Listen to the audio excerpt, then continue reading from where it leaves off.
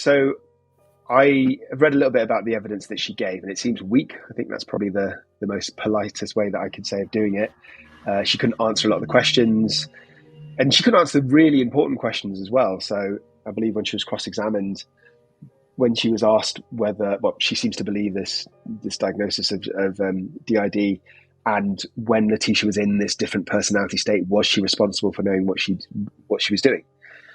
And from what I understand, Dr. Lewis said she didn't know on several occasions. And my kind of problem with that is literally the most important point of giving evidence as a forensic psychiatrist.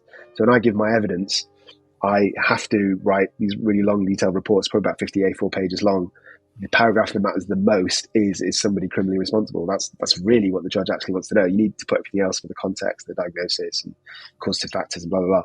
But I suppose what I'm trying to say is why give evidence if you can't answer the most basic question? That is literally why you're there. So I don't know enough about her background, the doctors, that is. I don't know if she's an experienced expert witness or not, but if she is, then I'm surprised that she can't answer that question. If she's not experienced, then why is she giving evidence in a trial of murder for a child? Like, I don't think she has, if she doesn't have the confidence and the expertise to do it, then she shouldn't have put herself forward for that case.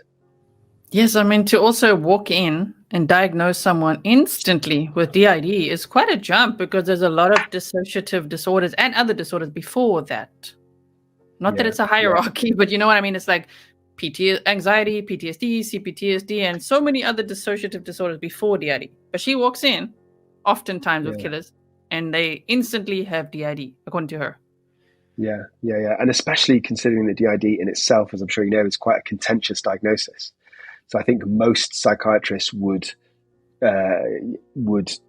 fully support a potential diagnosis, not in Letecia's case, but in general, would be able to confidently say, this is PTSD, this is schizophrenia. You know, I've seen this many times.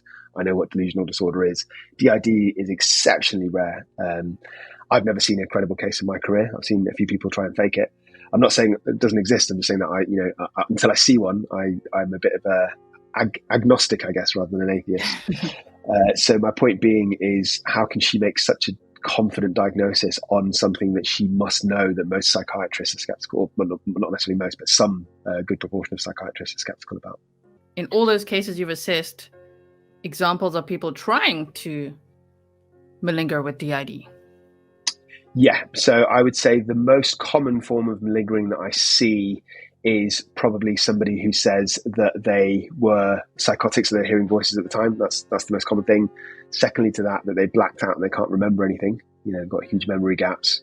And they, even if that was true, and obviously it's really hard to prove either way because anybody can fake any kind of memory test. But even if it's true, that's not a psychiatric defense, because it's not about whether you can remember something now. It's about your mental state at that time. And the third one is probably DID. So is that there was another kind of character in me, and it controlled everything that I did. And I'd probably argue that it's even easier to spot a fake case of DID because it usually happens almost always happens in the context of somebody who's had a very, very long history of childhood trauma.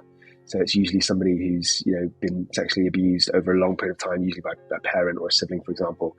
And they're just very damaged people. So again, a bit like Letecia, if you have all that in your background and it's never been mentioned, there's no social services reports, you've not had any behavioral problems as a child, you've not had any mental health issues, you've never tried to seek therapy for any of those issues, and then you suddenly claim to have DID. It doesn't work like that. It's not something that suddenly comes out on the spot, very conveniently after you committed a crime. It's something that's been there, and it's probably taken over your entire life for most of your life. So that's why it's easier to spot in malingerers.